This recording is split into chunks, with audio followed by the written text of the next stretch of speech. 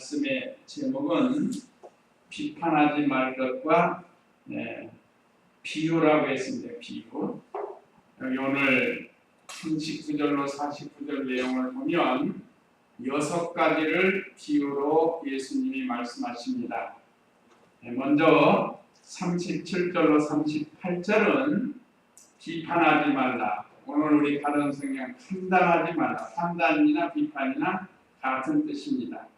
그래서 판단하지 말 것을 말씀해 주셨습니다.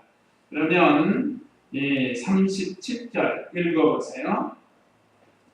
판단하지 마라. 그러면 너희도 결코 판단을 받지 않을 것이다. 정죄하지 마라. 그러면 너희도 결코 정죄받지 않을 것이다. 용서하라. 그러면 너희도 용서받을 것이다. 주어라. 그러면 너희에게 주어질 것이니 죄를 누르고 힘들어 넘치도록 후하게 너희 품에 안겨줄 것이다. 너희가 저울질하는 대로 너희도 저울질 할 것이기 때문이다. 네.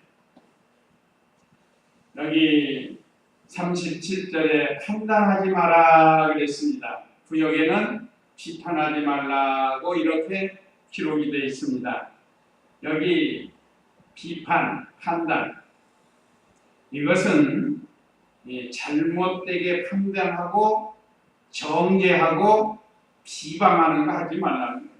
잘못되게. 우리가 잘못하면 이런 실수를 할 수 있게 됩니다. 마음으로 또는 말로 다른 사람을 잘 알지 못하고 비판할 수 있고 판단할 수가 있습니다. 그냥 잘못된 것으로 하지 말라는 거예요. 그렇지만 현저하게 우리 기독교 5대 교리를 어긴다든지 또는 우리 기독교의 중심 사상 중요한 교리를 잘못 전한다든지 할 때는 이거 바르게 비판을 해줄 줄 알아야 됩니다. 저쪽에서 잘못 나갈 때 그것을 바로 비판하지 않으면 바로 나가는 성도들이 그것도 모르는 줄 알아요. 뭐 이종교는 말할 것 없고 요즘 이단이나 사입이나 또는 인본주의나 또는 신비주의 이것은 잘못된 것을 잘못됐다고 말해주는 것은 이건 옳은 거예요. 그래서 우리 신학교에서도 현대신학 비판이라는 과목이 있어요. 그래가지고 이 기독교에 대한 잘못된 이 사상을 가진 이 신비주의나 신신학이나 또는 잘못된 이단들도 성경 가지고 가르치니까 이런 것은 잘못됐다고 잘 비판을 해줘야 어린 양들이 미혹받지를 않습니다. 그러니까 여기서 예수님께서 판단하지 마라 하시는 이 말씀은 잘못되게 판단하고 잘못되게 정죄하고 잘못되게 비방하는 것에 대해서 하지 말라는 거예요. 그러니까 이 당시에는 누가 지금 예수님을 판단하죠? 비방하고 유대인들, 그 바리새인들, 사두개인들 예수님에 대해서 잘못 판단하는.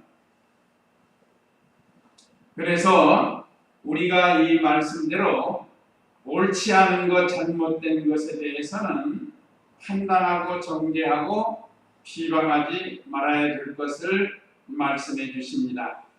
그래서 또한 다른 쪽으로는 우리가 다른 사람에게 판단받지 않도록 비판받지 않도록 우리가 이렇게 삼가 조심해야 된다. 우리 말이나 행동에서 다른 사람이 저 예수 믿는 사람이 하면서 자꾸 비방거리가 되서는 안 된다는 거예요. 예수님 믿는 성도가 가서 거짓말이나 하고 욕이나 하고 싸움이나 하고 그런 건 비판의 대상이 된다. 또 우리 성도들은 거룩한 성도이기 때문에 이 말에서도 조심해야 돼요. 말에 대해서 막 성스러운 말, 음담 해설 같은 거 이런 거 하면은 안 돼요. 그러면 상대방은 우리를 얼마든지 비판하고 판단하게 된다는 거예요.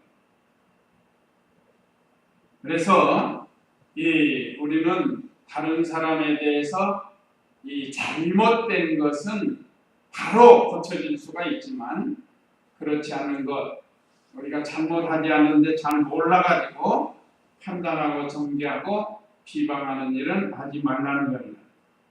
또 이렇게 자꾸 비판하고 판단하면 하나님께서 우리를 판단하신다는 거예요.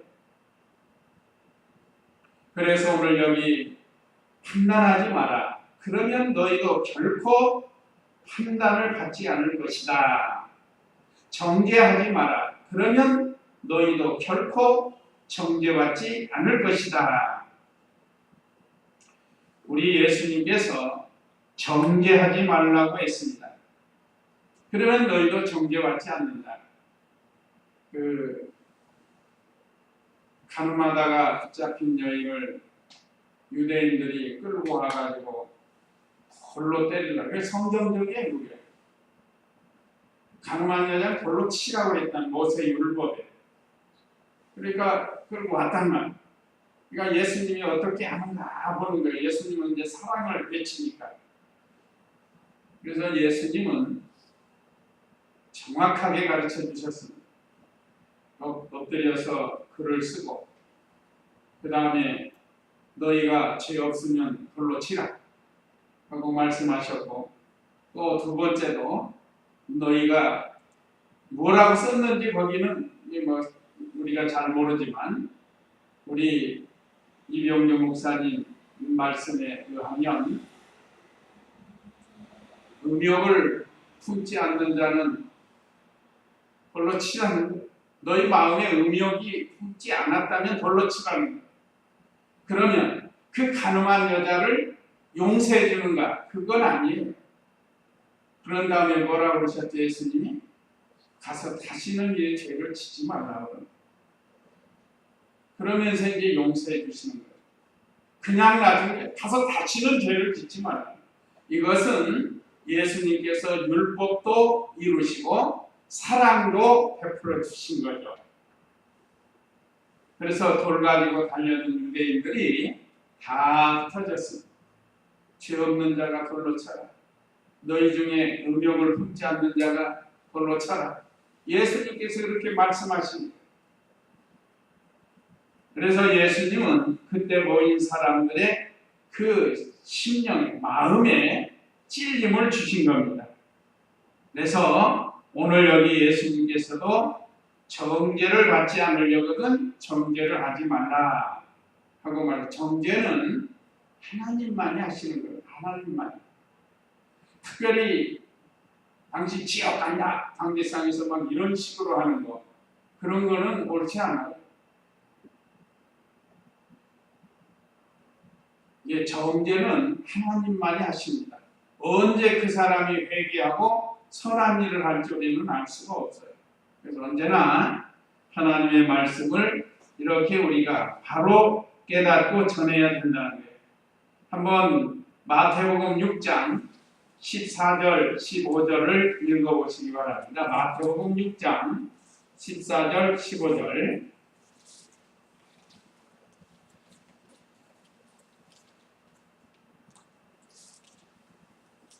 너희가 사람들의 잘못을 용서해 주며 너희 하늘 아버지께서도 너희를 용서해 주실 것이다. 그러나 너희가 사람들을 용서해 주지 않으면 너희 아버지께서도 너희 잘못을 용서해 주지 않으실 것이다. 예, 여기 오늘 37절에서도 너희가 죄송합니다. 그러면 너희도 결코 정죄받지 않을 때다. 용서하여라. 그러면 너희도 용서받을 것이다. 오늘 본문에서도 정죄하지 말고 용서하라는 거예요. 비판, 판단하지 말고 그러면서 용서를 해주라는 겁니다. 그래서 마태복음 6장에서도 너희가 사람들의 잘못을 용서해주면 너희 하늘의 아버지께서는 너희를 용서해 주실 것이다. 그러나 너희가 사람들을 용서해 주지 않으면 너희 아버지께서도 너희 잘못을 용서해 주지 않을 것이다. 용서. 우리 도봉교회 제가 있을 때 교회 장로님하고 목사님하고 트러블이 생겼어요. 그러다 보니까 장로님 파가 있고 목사님 파가 있었어요. 그때 이제 전임자였던 우리 고성남 목사님이 오셔서 그 안타까운 소식을 듣고, 참 좋은 교회였는데 소식을 듣고 설교를 하는데, 그 마태복음 1장에 있는 요셉이 마리아를 가만히 용서해줬죠. 자기 모르게 아이를 가졌다는 거예요. 그 용서해줬다. 그러면서 용서는 최고의 사랑이다, 이렇게 가르쳐 주셨어요. 그 잊지를 않아요. 용서는 최고의 사랑이다. 오늘 하나님께서도 우리를 억만 죄악에서 용서해 주시려고 독생자도 아끼지 아니하신 사랑을 우리에게 나타내 보여주셨습니다. 그렇기 때문에 우리가 이 세상 살다 보면 미워하고 원망하고 할 그런 사람이 있어요. 그렇더라도 우리는 주님의 말씀에 의지해서 용서해 주는 거예요. 내 이 부패성으로는 안 되지만 예수님 믿고 오신 성령님의 능력으로 이런 죄를 용서해 줄 수 있는 그런 성도가 될 수 있다는 거예요. 그래서 마태복음 18장 21절 22절에서는 형제가 내게 죄를 범하면 몇 번까지 용서해 주라고 해? 베드로가 그랬죠. 베드로가 여기 한번 읽어. 베드로가 먼저 형제가 내게 죄를 범하면 몇 번 용서하리까? 7번까지 하리까? 하고 이렇게 얘기합니다. 이거 마태복음 18장 21절 22절 한번 읽어보시기 바랍니다. 그때 베드로가 다가가서 예수께 말하기를, 주님, 제 형제가 저에게 죄를 지으면 제가 그를 몇 번이나 용서해 줘야 합니까? 7번까지 해야 합니까? 아니, 예수께서 그에게 말씀하셨다. 내가 너에게 말한다. 7번까지가 아니라 70번씩 7번까지 해주어라. 예, 베드로가 상당히 지금 너그럽게 말을 한 거예요. 저 형제가 나한테 죄를 지었는데 7번까지 용서해주면 되겠습니까? 하고 예수님께 물었다. 그러면 보통 잘했다, 해야 된다, 이렇게 하실 줄 알았더니 아니다. 70번씩 7번 하라는 거예요. 그러면 숫자적으로 77은 49, 490번 용서해주면 됩니까? 7자는 완전 뜻이 완전 용서를. 그런 예수님이십니다. 그래서 예수님께서 베드로에게 이런 사랑의 교훈을 말씀해 주셨어요. 그러니까 우리가 참 직장에서나 가정에서나 교회에서나 어떤 이렇게 서로 원망을 만한 일이 있어도 참 그리스도의 사랑으로 용서해 주면 그 하나님의 그 사랑이 나한테 와가지고 내 심령에 평안이 와요. 용서하지 않는 거 우리가 다 경험을 해요. 용서하지 않으면 그때부터 내 마음이 그 사람만 보면 눈동자가 이렇게 돌아가고 얼굴이 붉어지고 원래 달라지는 거예요. 그러면 벌써 심사가 괴로운 겁니다. 우리 예수님이 얼마나 좋은 것을 우리에게 가르쳐 주셨는지. 그래서 우리가 다 용서해요. 하나님 앞에 제단에 제물을 드리려고 왔다가 형제에게 원망할 만한 일이 있거든 가서 사과하고 사화하고 화해하고 그리고 와서 하나님께 제물을 드리라. 그래서 오늘날로 말하면 예배를 드리라는 거죠. 이것은 우리에게 주는 큰 은혜의 말씀. 이런 것들 꽉 해갖고 있으면 그 벌써 나타나는 얼굴, 기쁨도 없고 평안도 없어요. 하나님의 절대 주권을 믿고 이게 다 하나님께로부터 온 것이다 생각하고 다 용서해주면 그때부터 내 마음에는 천국이 이루어집니다. 용서해주니까 하나님의 위로가 오고 그래서 하나님이 주시는 기쁨 속에서 살 수가 있는 거예요. 실제로 그렇게 됩니다. 우리가 그렇게 하라고 할 수 없는 거 예수님이 하라고 이렇게 주신 말씀이 아니고 할 수 있기 때문에 우리에게 주시는 말씀입니다. 그래서 우리가 참 원수까지도 사랑해 주시고 용서해 주시는 그 예수님을 배워서 용서해 주는 그런 우리가 되라는 겁니다. 좋죠? 70번씩 7번까지 용서해 주라. 참 감사한 말씀이에요. 그 다음에 39절 말씀, 38절 말씀에 주어라. 그러면 너희에게 주어질 것이니 되를 누르고 흔들어 넘치도록 후하게 너희 품에 안겨줄 것이다. 너희가 저울질하는 대로 너희도 저울질 당할 것이기 때문이다. 다른 사람에게 주면 하나님께서 후히 주신다고 말씀하셨습니다. 여기 주는 것은 꼭 물질만 가르치는 게 아니고 특별히 신령한 것, 이 신령한 것을 많이 주어라는 거예요. 신령한 것은 우리가 믿고 구원받은 것처럼 다른 사람도 우리처럼 믿고 구원받을 이 신령한 진리의 말씀을 많이 나눠주라는 거예요. 또 아주 어려운 사람들은 물질로 도와주는 것도 괜찮아요. 근데 도와줄 때 잘 도와줘야지 잘못 도와주면 오히려 그 사람을 잘못되게 만듭니다. 그 다음에 38절 하반절에는 너희가 저울질하는 대로 너희도 저울질 당할 것이다. 구역에는 뭐라고 했죠? 구역에는 너희가 헤아리는 너희의 헤아리는 그 헤아림으로 너희도 헤아림을 걸어받을 것이니라 했습니다. 이 헤아린다는 것, 이건 달아본다는 것. 저 사람이 뭐 어떻게 하는가 하고 달아보는. 누가 우리 예수님을 많이 달아왔죠? 유대인들이, 바리새인들, 유대인들, 서기관들이 예수님을 따라다니면서 자꾸 이렇게 저울질 해보는 거예요. 잘하나 못하나 그거고 헤아려보는. 그러면 나도 저울질 당할 것이기 때문이라는 것을 안다는 겁니다.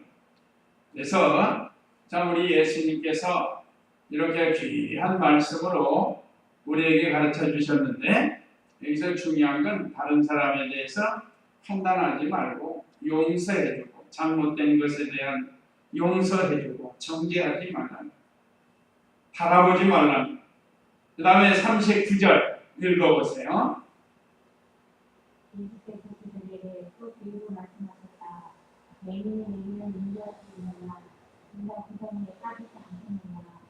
제자가 스스로 위에 있지 아니하지만 운전하는 자는 누구든지 스승과 같이 될 것이다. 예. 여기 이제 39절로 49절은 6가지 비유로 말씀해 주십니다. 첫째는 소경의 비유를 말씀하셨어요. 소경. 예수께서 그들에게 또 비유로 말씀하셨다. 맹인이 맹인을 인도할 수 있느냐? 둘 다 구덩이에 빠지지 않겠느냐? 맞아요? 틀려요? 맞죠? 예수님이 허튼 말씀 안 하시는 거예요. 옳은 말씀을 하시는 겁니다. 어떤 사람은 비유를 엉뚱하게 들어가지고 연여 말씀하고 맞지 않는 비유를 드는 경우가 있는데 이런 건 우리 삼가 조심해야 돼요. 비유도 그 말씀에 맞게 비유를 들어야 됩니다. 우리 예수님은 여기 소경을 비유로 말씀하셨는데 이건 역시 실제로 맹인, 소경, 옛날엔 소경이라고 여기는 맹인이라고 했는데 앞을 못 보는 사람이죠. 앞을 못 보는 사람이 실제로 앞을 못 보는 사람을 이 길을 인도한다고 끌고 가다 보면 같이 구렁텅이에 빠진다. 이게 그 말씀이에요. 여기서 영적 소경을 가르치기 위한 말씀인데 다시 말하면 참으로 예수님을 믿지 않고 하나님의 진리에 대해서 바로 알지 못하는 사람이 다른 사람들을 이 신앙의 세계로 끌어온다는 거예요. 그런데 자기도 빠지고 그 사람도 빠지게 한다. 자, 신령한 세계를 보지도 못하고 알지도 못하는 거예요. 신령한 세계는 성경 말씀에 기록되어 있습니다. 성령께서 깨닫게 해주시면 이 신령한 세계를 영의 눈을 떠서 볼 수가 있는 거예요. 또 알 수도 있습니다. 그런데 이 성경의 참뜻을 알지 못하면서 자기가 무슨 성경을 아는 것처럼 다른 사람을 끌고 가다가 같이 빠져 죽는다. 그게 곧 이단들입니다. 이단들이 성경에 대해서 잘 모르는, 또 인본주의 또는 의식주의, 신비주의, 뭐 얼마나 대단한지 몰라. 이 신비주의자들 보면 이런 것은 이 성경을 바로 참뜻을 알지도 못하고 신령한 영적 세계도 잘 알지도 못하면서 이 성도들을 끌고 가는, 특별히 이단의 교주들이 많이 끌고 가는 거죠. 우리 성도님들은 이건 정신을 차려가지고 이단에 미혹받지 않도록, 우리 자녀들도 우리 가족들도 이단에 빠지지 않도록 해야 된다는 거예요. 그래서 자기도 행하지 못하면서 다른 형제를 끌고 가다 보면 같이 빠지게 된다는 거예요. 그 다음에 40절은 제자와 선생의 비유, 제자와 스승에 대한 비유입니다. 자, 제자가 스승 위에 있지 아니하지만 온전한 자는 누구든지 스승과 같이 될 것이다 그랬습니다. 이 말씀은 스승, 선생은 예수님을 가르칩니다. 제자는 성도들을 가르쳐요. 그런데 선생 되신 예수님은 남을 섬기는 생활을 잘 하셨어요. 제자들을 불러놓고 체육만찬 속상에서 제자들의 발을 씻어주시면서 너희도 이와 같이 서로 사랑하라, 섬겨주는 겁니다. 또 우리 예수님은 온유하고 겸손하신 분이에요. 누가 아무리 뭐라고 해도 같이 싸우지 않으셨어요. 예수님은 항상 온유와 겸손으로 하나님의 뜻을 다 이루셨습니다. 또 마침내 자기를 희생해가지고 이 하나님의 뜻을 온전히 다 이루면서 택한 백성들을 다 구원하셨어요. 그게 십자가 부활입니다. 이걸 예수님, 선생님은 하셨어요. 그래서 제자가 선생님보다는 좀 못하지만 온전케 되면 선생님과 같이 될 수 있다 하고 이렇게 가르쳐 줍니다.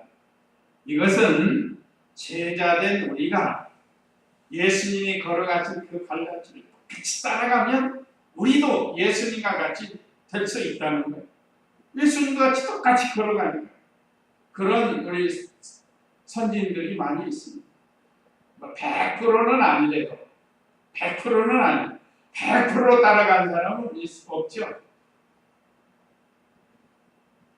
그래서 예수님을 우리의 모델로 삼고 그 예수님이 걸어가신 것을 쭉 따라가는 거예요.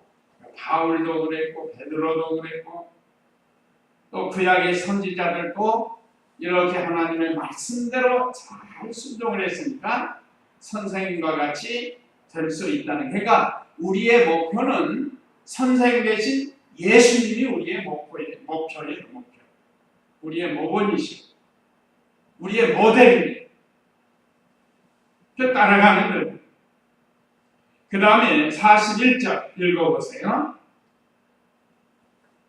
어쩌면은 내 형제의 눈 속에 있는 티는 보면서 내 자신의 눈 속에 있는 들보는 발견하지 못하느냐. 내 자신은 내 눈 속에 있는 들보를 보지 못하면서 어떻게 내 형제에게 형제여 내가 내 눈 속에 있는 티를 빼내도록 허락하여라 하고 말할 수 있겠느냐. 위선자여 먼저 내 눈 속에 있는 들보를 빼내어라. 그러면 내가 밝히 보게 되어 내 형제의 눈 속에 있는 티를 빼낼 수 있을 것이다. 네. 여기 41절로 42절은 세 번째 비유로 들보와 티를 가지고 비유로 말씀하셨습니다. 들보는 집을 질 때 지붕에 쭉 건너가는 대들보예요. 들보를 가리키고 얼마나 크고 무거운 겁니까?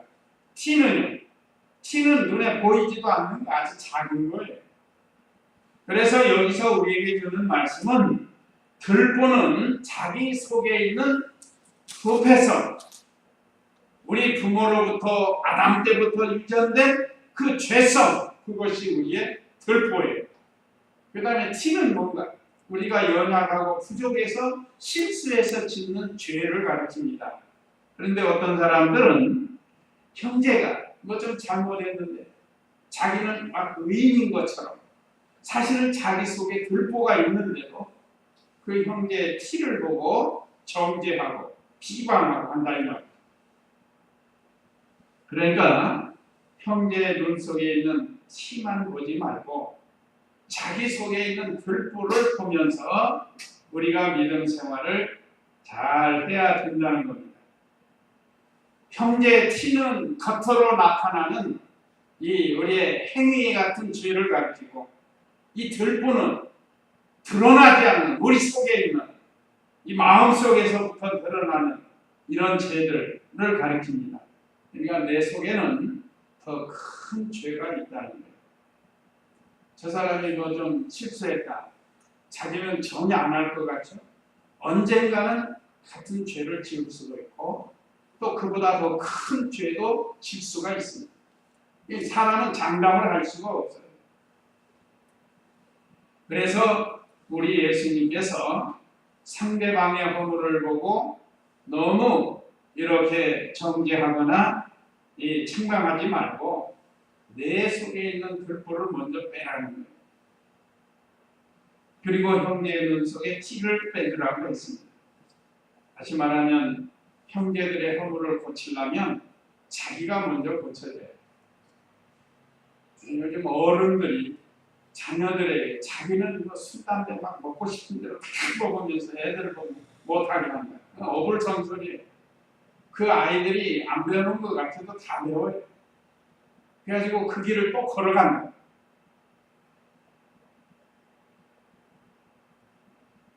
참 우리가 단체 생활에서 공동 생활에서 우리가 삼가 조심해서 다른 사람에게 모본을 보여야 할 것은 특별히 우리 신앙의 모본을 보여야 돼요. 주일 잘 지키고 7주 생활 잘하고 우상의 셉을 먹지 아니하고 다른 사람에게 거짓말하지 않도록 하고, 하여간 우리가 다른 사람에 대해서 바로 해야 할 걸 먼저 잘하는. 그 다음에 43절로 44절은 나무와 열매에 대해서 비유로 말씀했습니다. 43절 읽어보세요. 좋은 나무가 나쁜 열매를 맺지 않고 또한 나쁜 나무가 좋은 열매를 맺지 않는다. 나무는 각각 그 열매로 알려지는데 가시나무에서 무화과를 거두지 못하고 가시덤불에서 포도를 따지 못한다. 네, 우리 예수님이 얼마나 이렇게 쉽게 가르쳐 주시는지 몰라요. 그렇죠? 나무와 열매를 통해서 비유로 가르쳐 줘요. 여기 나무는 우리 성도들을 가르쳐요. 성도들인데 좋은 나무가 나쁜 열매를 맺지 않고, 좋은 성도는 좋은 열매를 맺게 돼 있다는 거예요. 또 나쁜 나무가 좋은 열매를, 근본적으로 나쁜데 어떻게 좋은 열매를 맺겠느냐. 나무는 각각 그 열매로 아나니, 열매는 우리 성도들의 행실로 나타나는 것을 가르칩니다. 그래서 나무에 가가지고 보면 이게 포도나무다, 이게 사과나무다 보고 아는 것처럼 이건 잘 익었다, 이건 참 맛있다, 그런 걸 우리가 아는 것처럼 우리 성도가 어떤 행실을 하느냐에 따라서 좋은 나무가 될 수 있고 나쁜 나무가 될 수가 있습니다. 자, 예수님 믿는 성도는 참 하나님 말씀 잘 순종해서 좋은 나무가 되어야 될 텐데 그렇지 못하는 경우가 있어요. 그래서 44절에 나무는 각각 그 열매로 아나니 가시나무에서 무화과를 거두지 못하고 가시덤불에서 포도를 따지 못한다. 우리가 이미 알고 우리 무화과 나무 금년에도 무화과 좀 열어서 우리 각자 먹었잖아요. 네, 가시나무에서는 무화과 열매를 맺는, 무화과 나무라야 무화과를 맺는, 가시덤불에서 포도를 따는, 나무는 덩굴이 비슷할지 모르지만 열매로 봐서 알아요. 가시나무는 포도 열매를 못 맺는. 무화과 열매나 포도 열매는 사람을 기쁘게 합니다. 우리 하나씩 먹으면 달고 기쁘잖아요. 포도나무 열매도 먹으면 좋잖아요. 근데 가시나무는 그걸 못해요. 가시나무가 어떻게 사람을 줘? 오히려 해를 주는. 그러니까 가시나무와 같은 성도가 되지 말라. 다른 사람 콕콕 찔러고 상처나고 하고 그거 하지 말고 참 이 무화과나무나 포도나무처럼 다른 사람에게 기쁨을 주는 좋은 열매가 되라는 겁니다. 그 다음에 45절 읽어보세요. 선한 사람은 그 마음에 쌓아둔 선한 곳에서 선한 것을 내고 악한 사람은 그 마음에 쌓아둔 악한 곳에서 악한 것을 내어놓으니 이분 마음에 가득 찬 것을 말하기 때문이다. 예, 여기 5번째 비유는 선한 사람과 악한 사람의 마음의 비유예요. 선한 사람은 어떤 마음이고 악한 사람은 어떤 마음을 가졌는가. 자, 선한 사람은 그 마음에 쌓아둔 선한 것에서 선한 것을 내고겠습니다. 오늘 저와 우리 성도님들은 하나님께 대해서 다른 사람에 대해서 선한 것을 내도록 하라는 거예요. 가정에서, 교회에서, 직장에서, 우리 삶 속에서 늘 선한 것이 나와야 됩니다. 선한 마음을 가지고 선한 생각을 해가지고 그것이 우리 몸을 통해서 나오도록 하라는 겁니다. 악한 사람은 그렇지 않습니다. 그 마음에 쌓아둔 악한 것에서 악한 것을 내는. 뭐 뉴스 보면 얼마나 악한 사람이 많은지 몰라요. 왜 남의 딸을 아이를 입양해가지고 그거 애 죽여가지고